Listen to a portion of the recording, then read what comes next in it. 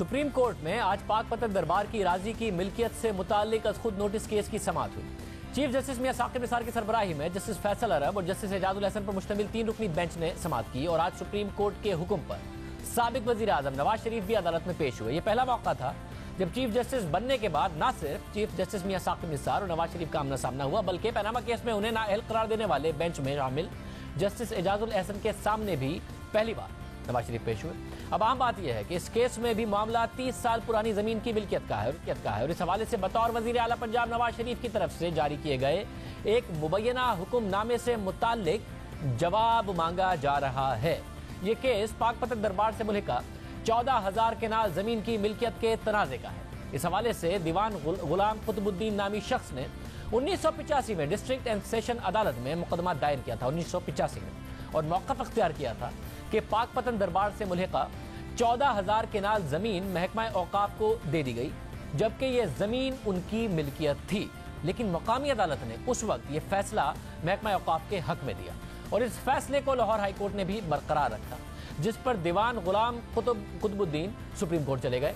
अभी यह मामला सुप्रीम कोर्ट में ही था कि मुबैना तौर पर उस वक्त के वजीर आला नवाज शरीफ के ऑर्डर को डी नोटिफाई कर दिया गया, उस जमाने में जब नवाज शरीफ वजीर आला थे, जिसके बाद दीवान गुलाम कुतुबुद्दीन ने इस राजी को फरोख्त कर दिया और वहां दुकानें तामीर कर दी गई।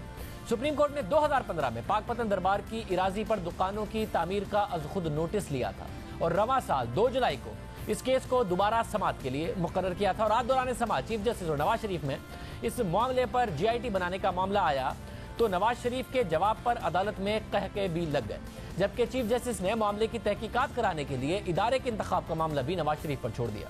आज पाक पतन की समाअत का आगाज हुआ तो चीफ जस्टिस ने पूछा कि नवाज शरीफ कहाँ है, जिस पर नवाज शरीफ अपने वकला के साथ रोस्ट्रम पर आ गए, जिसके बाद चीफ जस्टिस और नवाज शरीफ में तवील और दिलचस्प मुकालमा हुआ। चीफ जस्टिस मियां साकिब निसार ने पाक पतन दरबार की इराजी पर दुकानों की तामीर के मामले पर नवाज शरीफ के तहरीरी जवाब पर उनका मौक़िफ़ तलब किया। नवाज शरीफ ने बताया कि यह 32 साल पुराना मामला है और उनके इल्म में ऐसा कोई वाकया नहीं है, जिस पर चीफ जस्टिस ने रिमार्क दिए कि मैं आपको केस का बैकग्राउंड बताता हूँ। औकाफ की जमीन के दावेदारों ने केस किया और हाई कोर्ट ने भी करार दिया कि जमीन महकमा औकाफ की है और जब मकामी अदालत ने फैसला कर दिया तो आपके पास बतौर वजीर आला डी नोटिफिकेशन का इख्तियार नहीं था। यानी कि जब अदालत ने कह दिया कि जमीन महकमा औकाफ की है तो बतौर वजीर आला नवाज शरीफ के पास ये इख्तियार मौजूद नहीं था कि उसको डी नोटिफाई करते और एक शख्स को जमीन की मिल्कियत मिल जाती और उसने वो जमीन फरोख्त कर दी। चीफ जस्टिस ने मजीद बताया कि आपको नोटिफिकेशन नहीं समरी मंजूर करनी थी, तासुर यही मिलेगा कि आपकी मंजूरी से नोटिफिकेशन जारी हुआ। इस मौके पर चीफ जस्टिस ने नवाज शरीफ से सवाल किया कि आपके पास समरी आई होगी। इस बारे में वजीर आला पंजाब के प्रिंसिपल सेक्रेटरी ने लिखा था कि वजीर आला को दिखाकर दस्तखत किए गए। चीफ जस्टिस के सवाल पर नवाज शरीफ ने जवाब दिया कि रिकॉर्ड पर ऐसा कोई ऑर्डर नहीं जो मैंने जारी किया हो, यानी बतौर वजीर आला 1985 में जारी किया हो। अलबत्ता नोटिफिकेशन का नंबर गलत होने का मामला सामने आया था, नवाज शरीफ ने कहा, जिसमें चीफ जस्टिस ने रिमार्क दिए कि सवाल नोटिफिकेशन के नंबर का नहीं, क्या महकमा औकाफ के साथ फ्रॉड हुआ है। इस सवाल पर नवाज शरीफ ने मौक़िफ़ अख्तियार किया कि मेरा ख्याल है कि निचले लेवल पर कोई गड़बड़ हुई है, शायद सेक्रेटरी औकाफ ने इख्तियारात के तहत 1971 के नोटिफिकेशन को डी नोटिफाई किया। नवाज शरीफ के जवाब पर चीफ जस्टिस ने रिमार्क दिए कि सेक्रेटरी औकाफ की ऐसी कोई पावर्स नहीं है और आपने डी नोटिफाई नहीं किया तो कौन आलाकार है। आप बहुत मोहतात वजीर आला रहे हैं, ये छोटी मोटी जमीन नहीं है, 14,000 केनाल जमीन का मामला है, एक ऐसी चीज आ गई है जिसकी तहकीक की जरूरत है। चीफ जस्टिस के रिमार्क पर नवाज शरीफ ने कहा, जिस बात पर आपको हैरत है मुझे भी हैरत है। इस मौके पर महकमा औकाफ की जमीन पर के मामले पर तहकीकात के तरीक़ेकार पर भी बात हुई और GIT का जिक्र आया तो चीफ जस्टिस और नवाज शरीफ के दरमियान दिलचस्प मुकालमा हुआ। चीफ जस्टिस ने रिमार्क दिए कि GIT बना देते हैं जो इस मामले के हकाइक मालूम कर लेगी।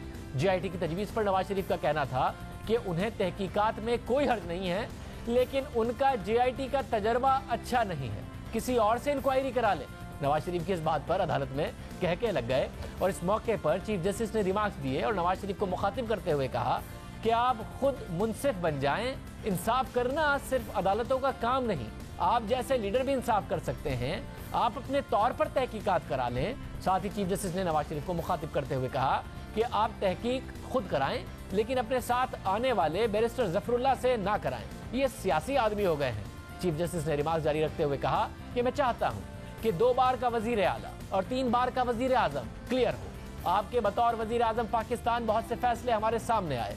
अताउल हक कासमी की तैनाती के ऑर्डर में आपके दस्तखत नहीं थे। इन रिमार्क्स पर नवाज शरीफ ने कहा कि आप जो कह रहे हैं मैं इससे इत्तफाक करता हूं।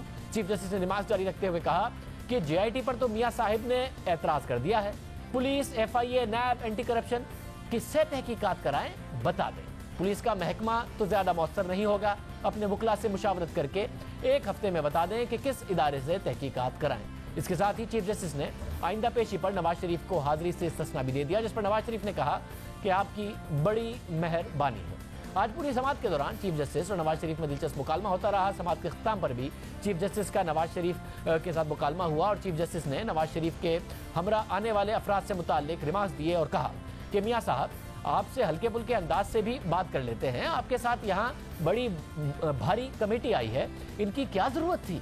जिस पर नवाज शरीफ का कहना था कि मैं अपने साथ ख्वाजा आसिफ, अयाज सादिक और राजा जफरुल हक को लाना चाहता था, बाकी सब लोग अपनी मर्जी से आए हैं। चीफ जस्टिस ने रिमार्क देते हुए नवाज शरीफ से कहा कि आपकी जो फहरिस्त आई थी मैंने मंजूर कर दी। इसके साथ ही पाकपतन इरादी केस की समाअत 1 हफ्ते तक मुलतवी कर दी गई। अब इस मामले की समाअत आइंदा हफ्ते होगी। नवाज शरीफ अपने वकला के जरिए तहकीकात से मुताल्लिक अदालत को तजवीज़ देंगे। अब देखते हैं कि इस 30-31 साल पुराने मामले पर क्या फैसला आता है, किस तरीके से मामला आगे बढ़ता है।